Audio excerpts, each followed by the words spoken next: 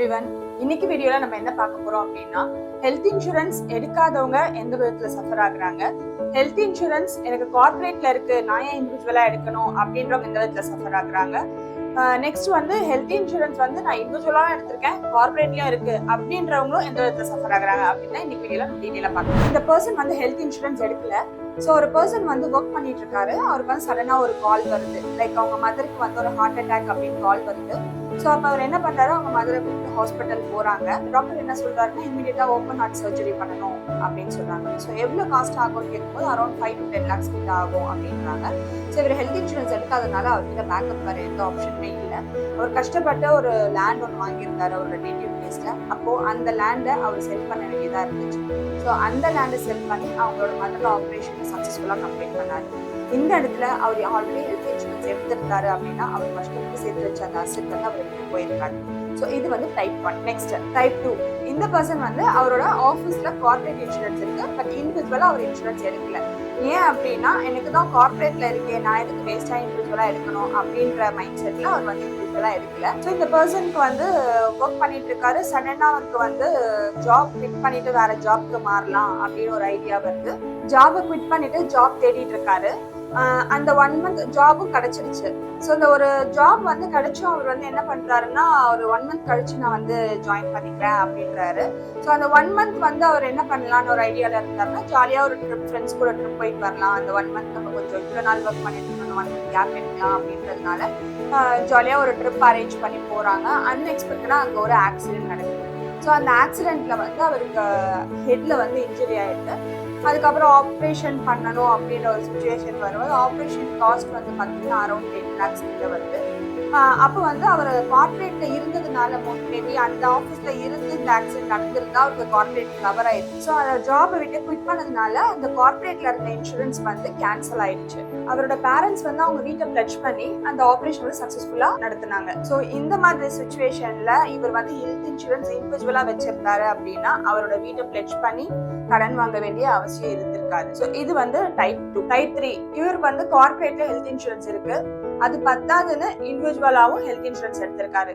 Okay, இவர் எடுத்திருக்காரு, இவருக்கு என்ன ப்ராப்ளம் வரும் அப்படின்னு யோசிக்கும் போது இங்க என்ன ப்ராப்ளம் வருதுன்னு பார்க்கலாம். இவர் வந்து பாத்தீங்கன்னா ஒர்க் பண்ணிட்டு இருக்காரு. இவரோட கார்பரேட் இன்சூரன்ஸ்ல பாத்தீங்கன்னா இவருக்கு 3 lakh வந்து கொடுத்திருக்காங்க இன்சூரன்ஸ் கவரேஜ். பட் அவரோட ஃபேமிலி பெரிய ஃபேமிலின்றதுனால அவருக்கு பத்தாதுன்னு சொல்லிட்டு அவர் என்ன பண்ணிருக்காருன்னா, இண்டிவிஜுவலா அவங்க ஃபேமிலி நேம்ல ஒரு ஹெல்த் இன்சூரன்ஸும் பிளஸ் பேரண்ட்ஸ் வந்து சீனியர் சிட்டிசனா இருக்கிறதுனால அவங்க பேரண்ட்ஸ்க்கும் வந்து ஹெல்த் இன்சூரன்ஸ் எடுத்திருக்காரு. இவரோட பாலிசி டேட் வந்து பாத்தீங்கன்னா ஃபார் எக்ஸாம்பிள் January 1st, 2020 வச்சுக்கலாம். அப்ப வந்து இன்சூரன்ஸ் எடுக்கிறாரு. ஸோ அந்த இன்சூரன்ஸோட க்ளோசிங் பீரியட் வந்து பார்த்தீங்கன்னா அதே மாதிரி 1st January 2021 midnight 12 o'clock கூட அந்த பாலிசி வந்து க்ளோஸ் ஆகும். ஸோ அப்போ அவரோட இன்சூரன்ஸ் ரெனிவல் டேட் வந்து பார்த்தீங்கன்னா 2nd January 2021 வந்து அவருக்கு பாலிசியோட ரெனிவல் டேட். பட் அவர் என்ன பண்றாருன்னா, கிரேஸ் பீரியட் நமக்கு 30 days இருக்கு, ஸோ எதுக்கு உடனே கட்டணும், அதான் 1 month டைம் இருக்கே அப்படின்ட்டு அந்த கிரேஸ் பீரியட் வரைக்கும் அவர் வெயிட் பண்றாரு.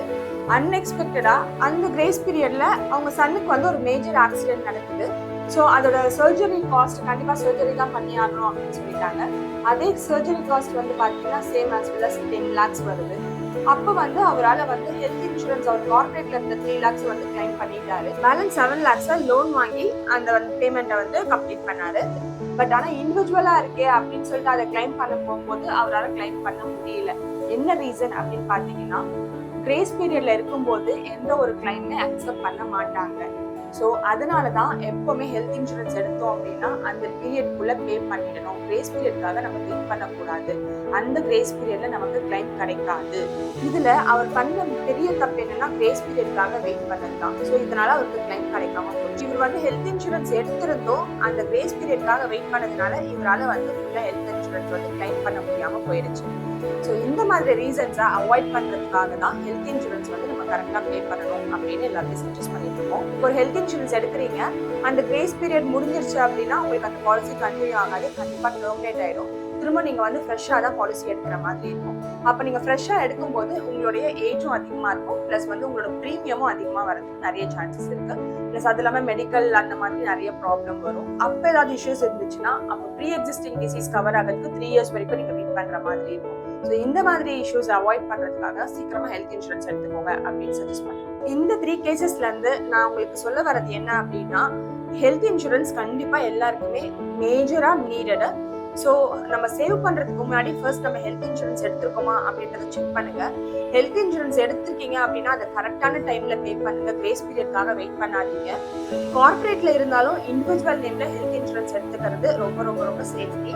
பிளஸ் இண்டிவிஜுவல் நேம்லயும் எடுக்கணும். இண்டிவிஜுவல் ஆர் ஃபேமிலி பேரண்ட்ஸ் இருந்தாங்க அப்படின்னா அவங்களோட சீனியர் சிட்டிசனா இருக்கும்போது அவங்களுக்கும் இண்டிவிஜுவலா நீங்க எடுத்து வச்சுக்கிறது சேஃப். ஸோ ஹெல்த் இன்சூரன்ஸ் எடுக்காதவங்க, ஆல்ரெடி கார்பரேட்ல இருக்குன்னு விட்டுட்டவங்க எல்லாருமே ஹெல்த் இன்சூரன்ஸை கண்டிப்பா எடுத்துக்கோங்க. எடுத்தாலும் கரெக்டான டேட்ல பிரீமியம் பே பண்ணுங்க. தேங்க்யூ.